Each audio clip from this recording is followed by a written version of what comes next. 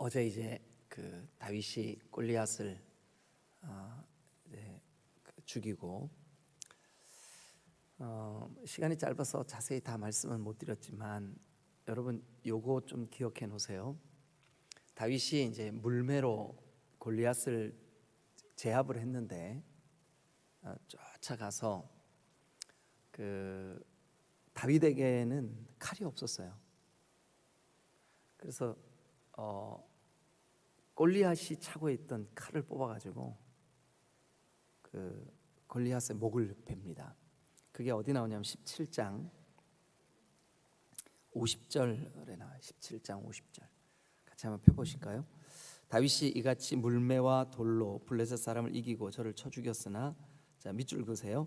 자기 손에는 칼이 없었더라. 이게 나중에 우리가 이 다윗 이야기 한 가운데 한 중간쯤 가면 이 이야기를 여러분들이 기억하셔야 될 중요한 본문이 한 권 나옵니다. 그래서 거기 자기 손에는 칼이 없었더라 밑줄 긋고, 그러면 다윗은 그 칼과 단창과 뭐 이런 걸로 나가서 싸우지 않고 그가 가지고 있었던 무기는 뭐였어요? 네, 만군의 여호와의 이름으로. 그러니까 다윗이 가진 무기는 하나님을 향한 믿음이었어요. 믿음. 그걸로 나가 싸워서 승리했던 거죠. 자, 그래서 그 51절 여러분들이 읽어보세요. 51절 시작. 다윗이 달려가서 블레셋 사람을 밟고 그의 칼을 그 칼집에서 빼내어 그 칼로 그를 죽이고 그의 머리를 베니 블레셋 사람들이 자기 용사의 죽음을 보고 도망하는지라. 네, 그래서 이제 이 다윗이 이제 한 순간 이스라엘 백성들에게 그의 이름이 알려지고, 그리고 사울 왕과 신하들에게도 그 갑작스러운 그 다윗의 등장, 이것이 나라를 구하는 그런 사건이 됩니다. 자, 그러면 이제 오늘 18장 우리 한 몇 절만 좀 읽겠습니다. 우리 9절까지만 제가 한 절 여러분 한 절 나눠서 읽겠습니다. 9절. 다윗이 사울에게 말하기를 마침에 요나단의 마음이 다윗의 마음과 하나가 되어, 그 아버지 사울 옆에서 다윗의 이야기를 듣고 있었던 요나단이 야 정말 저 사람 대단한 사람이구나 하고 마음이 활짝 열렸어요. 이 다윗에 대해서. 그래서 이제 요나단의 마음과 다윗의 마음이 하나가 됐어요. 그리고 요나단이 그를 자기 생명같이 사랑하니라. 그래서 다윗과 요나단 아주 우정의 사람이 되죠. 오늘 이 얘기 조금 구체적으로 좀 해보겠습니다. 2절. 그날에 사울은 다윗을 머무르게 하고 그의 아버지의 집으로 다시 돌아가기를 허락하지 아니하였고, 요나단은 다윗을 자기 생명같이 사랑하여 더불어 언약을 맺었으며, 요나단이 자기가 입었던 겉옷을 벗어 다윗에게 주었고 자기의 군복과 칼과 활과 띠도 그리하였더라. 자, 요나단이 자기가 입었던 겉옷을 벗어 다윗에게 주었고, 그 겉옷을 벗어 다윗에게 주었다는데 밑줄 한번 그어 보세요. 그리고 자기의 군복, 자기의 칼, 자기 활, 자기 띠를 요나단이 다윗에게 주었다. 거기 표시를 좀 해보세요. 5절입니다. 다윗은 사울이 보내는 곳마다 가서 지혜롭게 행하며 사울이 그를 군대의 장으로 삼았더니 온 백성이 합당히 여겼고 사울의 신하들도 합당히 여겼더라. 무리가 돌아올 때 곧 다윗이 블레셋 사람을 죽이고 돌아올 때에 여인들이 이스라엘 모든 성읍에서 나와서 노래하며 춤추며 소고와 번쇠를 가지고 왕 사울을 환영하는데, 여인들이 뛰놀며 노래하여 이르되 이사울이 죽인 자는 천천히요 다윗이 죽인 자는 만만히로다 한지라. 사울이 그 말에 불쾌하여 심히 노하여 이르되 다윗에게는 만만을 돌리고 내게는 천천만 돌리니 그가 더 얻을 것이 나라 말고 무엇이냐 하고. 다 같이 읽겠습니다. 시작. 그날로 사울이 다윗을 주목하였더라. 네, 아멘. 오늘 이제 두 가지 이야기가 이제 등장을 하는데 제가 시간이 되는 만큼만 좀 하도록 하겠습니다. 먼저 첫 번째 이야기는 여러분 보시다시피 1절부터 5절에 그 다윗과 요나단 이야기입니다. 이 다윗과 요나단 이야기가 사무엘하 1장까지 요나단이 죽을 때까지 뭐 그 이후에도 요나단에 관계된 그 혈연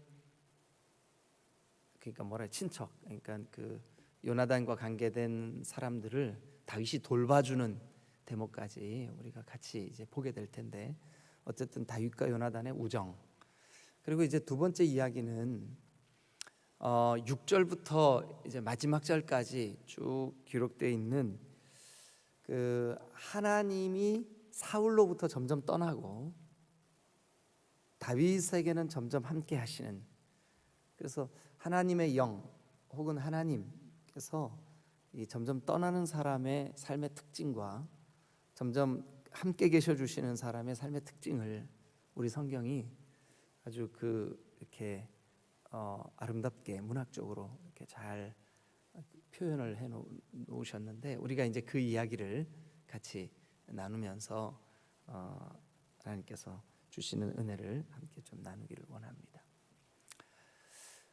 이 다윗과 요나단 이야기를 시작하기 전에 한 가지 그 예화를 좀 들려드리기를 원합니다.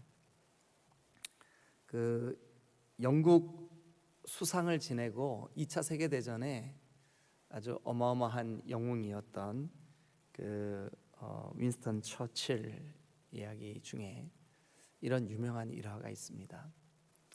어린 시절 이 처칠의 가정은 꽤 좀 부유했던 것 같아요.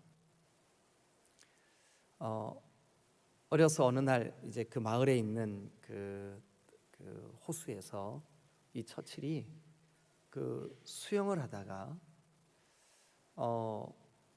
갑자기 다리에 쥐가 나가지고 이 아이가 물을 먹으면서 허우적거렸어요. 그래 순간적으로 일어난 일이기 때문에 주변에 어른도 없고 그런데 같이 물놀이를 하고 있던 동네 아이 하나가 그 아이는 아주 가난했어요.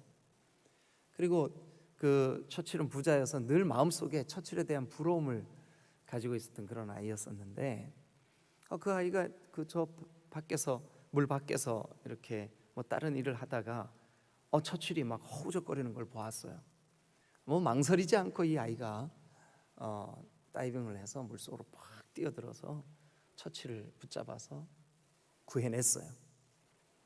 그래 구해내서 괜찮냐 했더니 고맙다고 이제 그래서 처칠이 굉장히 위험한 상황에서 목숨을 구했어요. 그래 그날부터 이 처칠과 부자인 처칠과 아주 가난한 그 아이와 아주 절친한 친구가 되었어요. 그래서 종종 그 처칠이 자기 집에 데려가서 놀기도 하고 또 처칠이 이 가난한 친구의 집에 놀러 가서 같이 놀기도 하고 이런 관계가 되었어요. 어느 날 처칠이 자기 친구에게 묻는 거예요. 너는 뭐가 소원이냐? 네가 꼭 좀 하고 싶은 게 뭐냐? 그랬더니 이 친구가 이렇게 얘기를 하는 거예요. 나 런던에 가서 의학 공부를 하고 싶어. 그래서 꼭 좋은 의사가 되고 싶어. 그런데 나는 가난하고 돈이 없고 또 내가 뒷바라지를 해야 우리 가정이 이렇게 살 수가 있어서 그건 그냥 꿈이지. 처칠이 그 얘기를 들으면서 마음이 너무 아팠어요. 왜냐하면 친구의 사정을 너무 잘 알았거든요. 그래서 집으로 돌아간 이 처칠이 그날 저녁 자기 아버지에게 아버지 제가 소원이 하나 있습니다. 그게 뭐냐? 제 목숨을 구해준 그 친구에게 아버지가 좀 좋은 일 한번 해주시면 좋겠습니다. 그래 그게 뭐냐? 런던으로 유학을 가서 의학을 공부할 수 있도록 뒷바라지를 좀 해주십시오. 아버지가 가만히 그 얘기를 들으니까 자기 아들의 목숨을 건져줬는데 그래 해주마. 그래가지고 이 친구를 런던에 있는 좋은 의과대학에 시험을 보게 했는데 합격을 했어요. 그리고 등록금을 졸업할 때까지 다 대주기로 약속을 했어요. 그래서 이 친구가 이제 열심히 공부해가지고 훌륭한 의사가 되었어요. 그래서 의사가 된 이 친구가 날마다 환자들도 돌봤지만 자기 나름대로 이렇게 연구를 하고 하다가 이 친구가 아주 인류에게 너무나 중요한 약을 하나 발명을 합니다. 그 약이 바로 뭐냐 하면 페니실린입니다. 페니실린. 그 친구의 이름이 그 유명한 플레밍, 이 페니실린을 발명한 플레밍입니다. 골몰하고 연구 끝에 이 페니실린을 발명한 플레밍이 드디어 사람의 염증을 잡을 수 있고 그 염증 때문에 수많은 사람들이 죽어가는 것을 막을 수 있는 이 중요한 페니실린을 발명을 하고 며칠 안 됐는데 급하게 전보를 한 통 받습니다. 뭐냐 하면 친구인 윈스턴 처칠이 이제 며칠 못 살 것 같다는 전보였습니다. 급히 약가방을 챙기고 쫓아갑니다. 친구에게 달려갑니다. 가서 보니까 윈스턴 처칠이 폐렴으로 죽어가고 있는 거예요.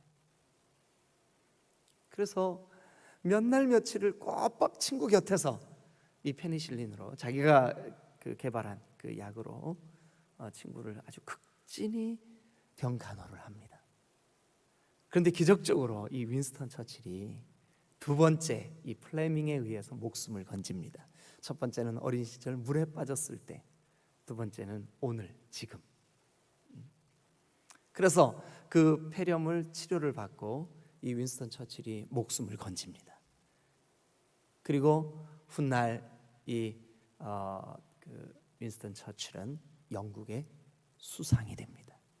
그리고 2차 세계대전에서 나라를 구합니다. 근데 그 나라를 구한 윈스턴 처칠에게 플레밍은 두 번씩이나 목숨을 구해주는 소중한 친구가 됩니다. 자기 친구에 대한 고마움을 잊지 않고 아버지에게 부탁을 해서 뒷바라지를 해 의사가 되게 했고, 스스로 의사가 되도록 뒷바라지를 했던 처칠에 의해서 의사가 된 플레밍은 자기가 개발한 그 페니실린 이 약으로 다시 한번 처칠의 목숨을 구합니다. 특별하고 독특한 이야기지만 이 이야기는 사실이고 이 이야기 속에서 사람의 우정이 이렇게 중요하구나. 여러분, 함석헌 선생을 그 이름을 들어보셨죠? 그분이 쓴 시 가운데 아름다운 곳 동행 그 사람을 가졌는가, 제목이 그 사람을 가졌는가. 제가 그 시를 잠깐 좀 소개하겠습니다.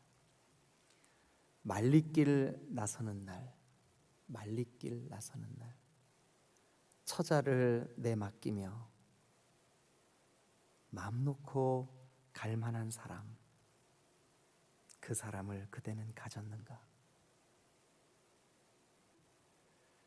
온 세상 다 나를 버려도 마음이 외로울 때에도 그 사람뿐이야 하고 믿어지는 그 사람을 그대는 가졌는가. 탔던 배 꺼지는 순간 구명대에 서로 양보하며 너만은 제발 살아다오 할 그 사람을 그대는 가졌는가. 불의의 사형장에서 다 죽어도 너희 세상의 빛을 위해 저 사람만은 꼭 살려두거라 일러줄 그 사람을 그대는 가졌는가. 잊지 못할 이 세상을 떠나려 할 때 저 하나 있으니 하고 빙긋이 웃고 눈을 감을 그 사람을 그대는 가졌는가? 여러분, 여러분들의 마음속에 지금 여러분이 정말 신앙적으로 그 사람하고 얘기하면 내 믿음이 정말 이렇게 각성이 되고 업그레이드 되고 하는 그런 소중한 믿음의 친구 혹시 있으십니까? 여러분들이 눈물로 그 사람이야 나에게 어떻게 하든 상관없이 묵묵히 기도해 주고 있는 그 사람 혹시 있으십니까? 부부가 그런 친구가 될 수도 있겠고, 오늘 성경에 보니까 다윗과 요나단이 그런 친구였습니다. 자, 우리에게 그런 친구, 여러분들이 먼저 누군가에게 그런 친구가 되어줘야 그런 친구가 생길 수 있습니다.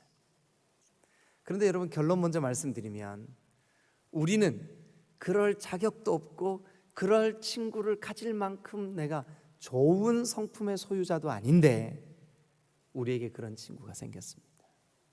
예수님입니다. 나는 너희의 친구라. 나는 너희의 친구라. 우리가 예수님을 위하여 무언가를 해드린 적도 없는데 주님은 우리에게 네가 내 친구야. 사람이 친구를 위하여 목숨을 버리면 이에서 더 큰 사랑이 없느니라. 요한복음에 말씀하고 있습니다. 그런데 그 목숨을 내어 주신 친구가 있으니 곧 우리의 영원한 친구이신 예수 그리스도신 줄로 믿습니다. 자, 오늘 이제 이 18장의 다윗과 요나단 이야기를 우리가 조금만 더 한번 살펴보죠. 다윗이 1절입니다. 사울에게 말하기를 마침에 다윗이 이제 골리앗을 죽이고 사울 왕 앞에 불려왔습니다. 얼마나 여러분 기특했겠습니까? 그런데 이제 사울이 다윗과 너 누구 아들이냐? 너 아버지 뭐 하는 사람이냐? 뭐 이런저런 얘기를 마쳤어요. 그런데 그런 얘기를 주고받는 그 현장에 누가 있었냐 하면 사울의 아들 요나단이 있었어요. 요나단. 앞으로 이 요나단이 여러 번 다윗의 인생 속에 등장하게 됩니다. 여러분, 저랑 같이 이 새벽에 함께 말씀을 나누는 동안 그 다윗의 목숨을 건지기 위해서 아버지에게 탄원을 하고 그리고 다윗을 위하여 아낌없이 자기 자신을 내어준 사람 요나단. 자, 그런데 이 다윗의 마음과 요나단의 마음이 하나가 되었어요. 다윗의 마음과 요나단의 마음이 서로 통했어요. 서로 아주 깊은 우정의 관계가 되었어요. 어느 정도로 깊은 우정의 관계가 됐냐면 3절, 요나단은 다윗을 자기 생명같이 사랑하여 더불어 언약을 맺었으니, 언약에 동그라미 쳐보세요. 언약. 이 언약이라고 하는 말은 뭐냐 하면 베리트라고 하는 말인데, 그러니까 하나님의 백성들이 하나님과의 관계 속에서 하나님과 약조할 때, 약속할 때 맺는 것을 우리는 언약, 그렇게 말을 합니다. 그러니까 그 다윗과 요나단이 언약을 맺었다라고 하는 말은 이제 아주 깊은 우정의 관계가 되었다. 그리고 난 다음에 바로 4절에 그 우정을 표현하는 내용이 등장을 합니다. 근데 4절 보니까 요나단이 자기가 입었던 겉옷을 벗어, 여러분 이 시대만 해도 아주 신분 사회 아니겠어요? 고대니까 그렇죠? 그런데 여러분 다윗은 뭐 하는 사람이었었어요? 양치기였어요. 양치기. 그죠? 양치기. 근데 요나단은 지금 신분이 뭐예요? 왕자예요. 왕자. 그리고 왕자가 입는 옷이 있었을 테고, 그죠? 그리고 양치기가 걸치고 있는 남루한, 어쩌면 땀 냄새 나는 그 아주 좀 초라한 그런 옷이 있었을 거예요. 근데 요나단이 어떻게 했어요? 자기가 입었던 겉옷을 벗어서 다윗에게 주었어요. 여러분, 이 말은 다른 말로 자기가 왕자이지만 다윗에게 내가 왕자라고 하는 신분조차도 너와 나와의 우정 사이에 걸림이 되거나 막힘이 되지 않았으면 좋겠다. 겉옷을 벗어줘 버린 거예요. 신분을 나타내는 겉옷을 과감히 벗어서 친구에게 내어준 거예요. 그런데 그것뿐만 아니라 그 다음을 한번 보시죠. 겉옷을 벗어 다윗에게 주었고 자기의 뭐와요? 군복, 또요 칼, 또요 활, 그리고요 띠. 군복, 칼, 활, 띠. 여러분 지금 이 사람들은 전쟁터에서 돌아왔어요. 블레셋과의 전쟁에서 돌아온 바로 직후예요. 이때는 아직도 이 왕정 시대가 아직 제대로 자리를 잡은 때가 아니에요. 사실은 사울도 종종 사사 시대의 사사의 한 사람처럼 그려질 때가 있어요. 그런데 아직 왕정 시대가 제대로 자리를 잡지 못한 때에 모든 백성들이 전쟁이 나면 즉각적으로 군인으로 호출돼야 되는 그런 때인데 요나단도 중요한 군 지휘관으로 사령관으로 뭐 이렇게 아버지 사울과 함께 자주 전쟁터에 나가야 되는 그런 그 상황이었었어요. 그런데 그가 입고 있는 군복, 그가 가지고 있는 칼, 그가 가지고 있는 활, 그가 가지고 있는 띠, 아니 칼과 활은요 이게 공격 무기잖아요. 내가 적군이 왔을 때 공격해야 될 무기잖아요. 군복은 전쟁터에 나갈 때, 싸움을 나갈 때 군인이 입어야 될 이렇게 방어할 수 있는 그런 그 복장이잖아요, 군복.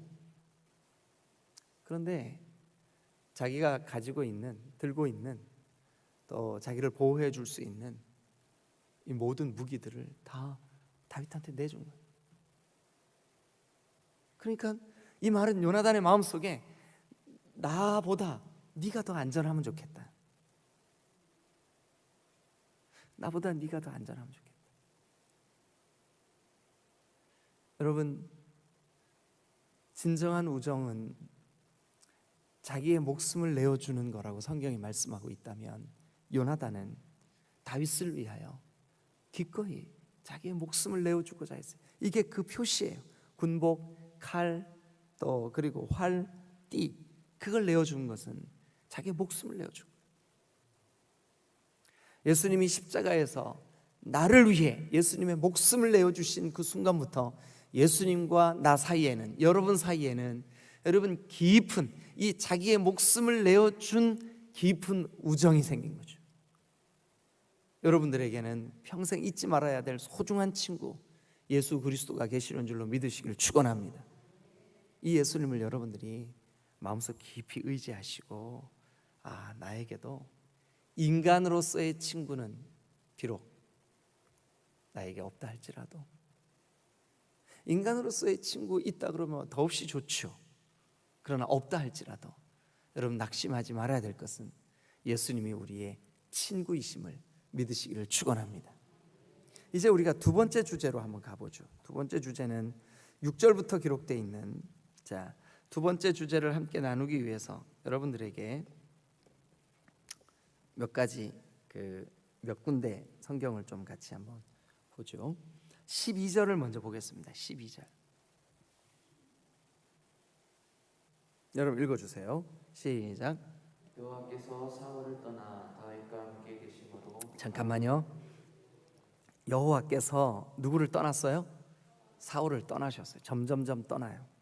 그리고 이제는 누구와 함께 계시기 시작했어요? 다윗과 함께 계십니다. 또 우리 14절도 한번 보실까요? 14절.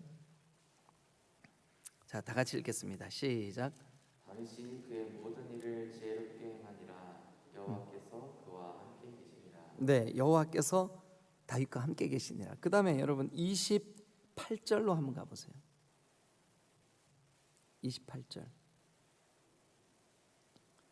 같이 읽겠습니다. 시작. 여호와께서 다윗과 함께 계심을 사울이 보고 알았고 사울의 딸 미갈도 그를 사랑하므로. 여호와께서 다윗과 함께 계심을 사울도 보았고 사울도 경험했어요. 다윗에게 하나님 함께 계시는구나. 지금 이 영적으로 무뎌지고 하나님으로부터 점점 멀어지고 우리가 그동안 쭉 보았듯이 겸손했던 사울이 교만하게 되고 성령으로 하나님의 영에 감동이 있었던 사람이 하나님의 영과 상관없는 사람이 되고 그런 이렇게 뭐라 그래야 될까요? 하나님으로부터 점점 멀어진 이 사울조차도 저 다윗에게 하나님이 함께 계시는구나 하는 것을 느낄 만큼 다윗에게 하나님이 함께 계셨어요. 자, 그러면 우리가 오늘 6절부터 마지막 절인 30절까지 이 말씀에서 둘로 딱 나뉘어져요. 하나는 하나님이 점점 떠나시는 사람, 누구죠? 사울. 하나는요, 하나님이 점점 함께 하시는 사람, 누구죠? 다윗. 시간이 없기 때문에 간단하게 제가 여러분들에게 이렇게 요약해 드리기를 원합니다. 하나는 하나님이 떠나시는 사람의 삶의 특징이 뭘까? 반대로 하나님이 더 충만하게 함께 하시는 사람의 삶의 특징이 뭘까? 자, 여러분 볼펜 들고 그냥 밑줄 그으면서 좀 따라와 주시면 좋겠습니다. 먼저 하나님이 떠나는 사람의 삶의 특징을 짚어드릴게요. 하나님이 떠나는 사람, 하나님이 점점 그와 함께 하실 수가 없어요. 점점 떠나실 수밖에 없어요. 어떤 사람이 그런 사람일까? 자, 6절서부터 한번 봅니다. 무리가 이제 전쟁을 마치고 돌아왔어요. 근데 돌아오는데 막 이 다윗 때문에 승리했다는 소문이 삽시간에 이스라엘 모든 백성들에게 다 퍼졌어요. 그랬더니 여자들이 소고와 경쇠와 이런 이게 뭐냐면 악기들 혹은 두드리면 소리 날 수 있는 거 다 들고 나왔어. 다 들고 나요. 여러분 상상을 한번 해보세요. 하여튼 소리 나는 것은 다 들고 나왔어. 다 들고 나와가지고 막 춤을 추고, 왜 그러냐면 블레셋의 압제가 너무 심했거든요. 근데 그 압제로부터 저 다윗이 우리를 구해냈으니까 얼마나 기뻤겠어요. 그래가지고 막 길가에서 춤을 추면서 여인들이 즉석에서 빠밤 빠밤 빰 대한민국 노래를 만들었다고요. 그 노래를 만들었는데 그 노래의 가사 내용이 뭐냐면 사울이 죽인 자는 천천히요 다윗이 죽인 자는 만만이요. 여기 자 천천만만, 이거는 천은 작고 만은 크다는 뜻이 아닙니다.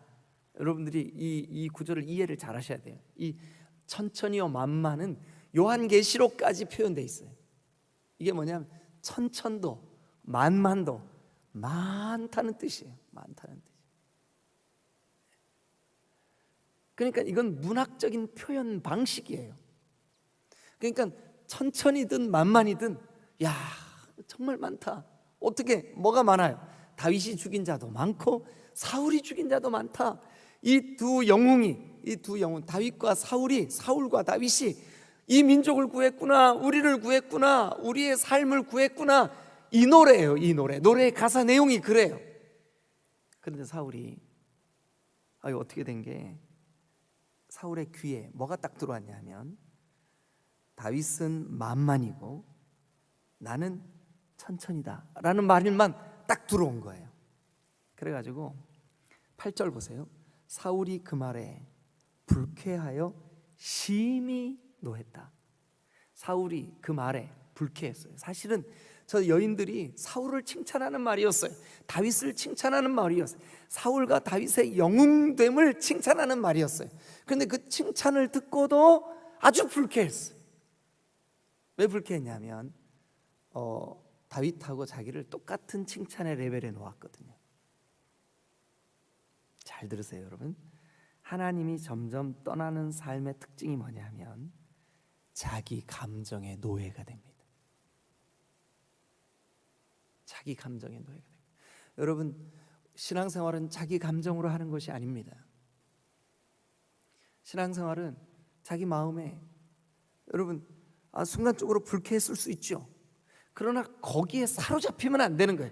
여러분, 우리 마음속에도 우리가 성령으로 충만하고 예수님을 잘 믿어도 종종 우리 속에 아주 어두운 감정 또 불편한 생각 들 수 있어요. 그 불편한 생각이 드는 게 나쁜 게 아니에요.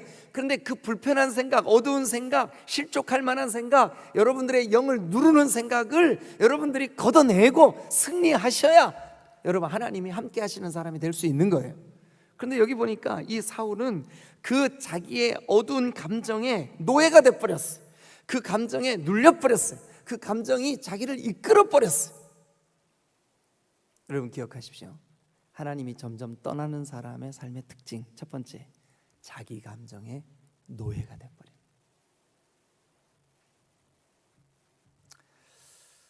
그래서 사울은 자기의 아군이고 자기를 도울 사람이고 자기의 목숨을 구해준 사람이고 자기를 대신해서 나라를 구한 영웅을 여러분 이때부터 원수로 삼습니다. 참 얼마나 안타까운 일입니까?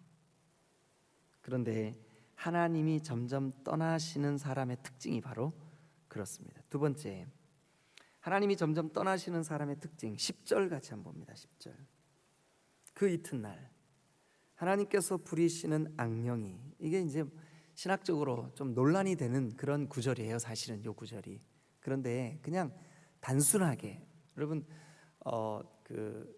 어떨 때 성경이 굉장히 어렵게 느껴질 때는 그냥 단순하게 볼 필요가 있어요. 근데 여기 보니까 그 이튿날 하나님께서 부리시는 악령이 사울에게 힘있게 내림에. 자, 그러면 이 사울이 점점 하나님으로부터 멀어지고 하나님이 떠나는 사람의 두 번째 삶의 특징, 악한 영의 지배를 받게 됩니다. 악한 영의 지배를 받게 됩니다. 자, 그 다음에 11절, 사무엘상 18장 11절입니다. 11절. 자, 다 같이 시작.